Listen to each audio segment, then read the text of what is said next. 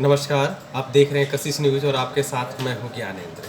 देखिए, बिहार में कभी भी बड़ी तबाही आ सकती है। तबाही ऐसा वैसा नहीं, बल्कि 1934 का भूकंप आपको याद होगा। 1934, जी हाँ, 1934 का 15 जनवरी वो दिन थी, वो तारीख थी, जिस दिन बिहार और नेपाल के कई ज़िले बर्बाद हो चुके थे।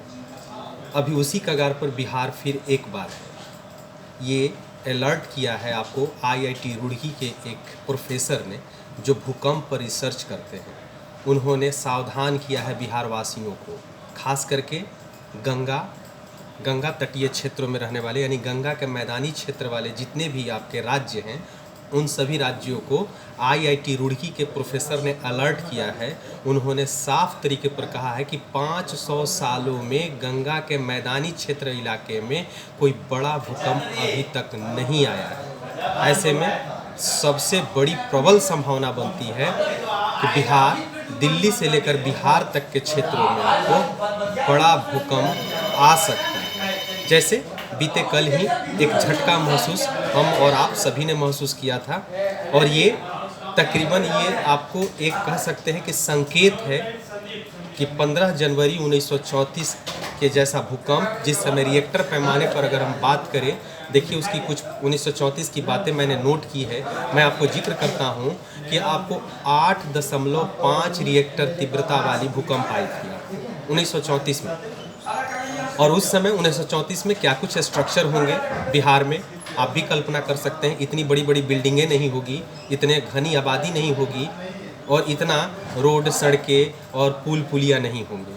तो उस समय एक विरल कह सकते हैं कि आबादी थी, लेकिन फिर भी 10 से 11,000 लोगों की मौत हुई थी। नेपाल में 10,000 लोगों की मौत हुई थी। 1934 की मैं बात कर रहा हूँ। लेकिन आज की अगर मैं बात करूँ तो बिहार की आबादी इतनी घनी हो गई है, बड़ी बड़ी इमारतें बन गई है। आईआईटी रुड़की के प्रोफेसर डॉक्टर आर्या हैं, वो उन्होंने अलर्ट किया है। उन्होंने कहा है कि बिहार में कभी भी बड़ा भूकंप आ सकता है। दिल्ली से बिहार, गंगा के मैदानी क्षेत्र की मैं बात कर रहा हूँ।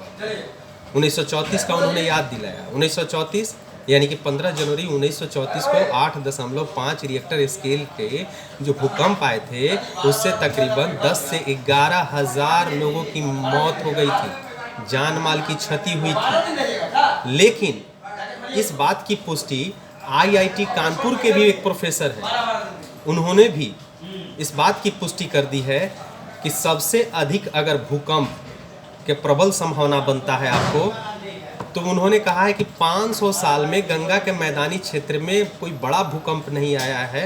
इस कारण से बिहार, दिल्ली से लेकर बिहार तक ये संभावना बनता है कि आपको बड़ा भूकंप आ सकता है।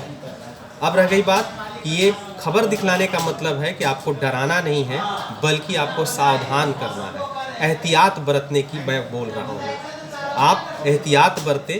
स्वाभाविक है कि आपदा प्रबंधन विभाग की ओर से समय समय पर ऐसे बहुत सारी सूचनाएं जारी की जाती है। आप भी जानते हैं कि भूकंप के दौरान क्या कुछ करना चाहिए, क्या कुछ नहीं करना चाहिए।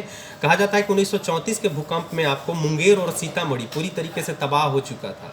अब समझिए कि 1934 में मुंगेर और सीतामढ़ी की आबादी कितनी होगी, वो पूरी तरीके से तबाह हो चुकी थी। तो आज की घनी आबादी कितनी हो सकती है?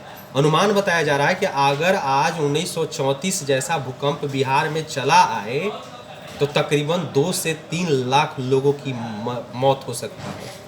कल्पना कर सकते हैं आप, क्योंकि इसके पीछे रीजन बताया जा रहा है कि आईआईटी रुड़की के जो डॉक्टर आर्या हैं, रिसर्च करते हैं भूकंप पर, उन्होंने कहा कि भूकंप से तबाही का निर्धारण यानी कि मापन वहाँ के आपको जनसंख्या और क्षेत्र में हुए निर्माण पर डिपेंड करता है कि जनसंख्या कितनी बढ़ी है और उस क्षेत्र में निर्माण कार्य कितने तेजी से हुए हैं।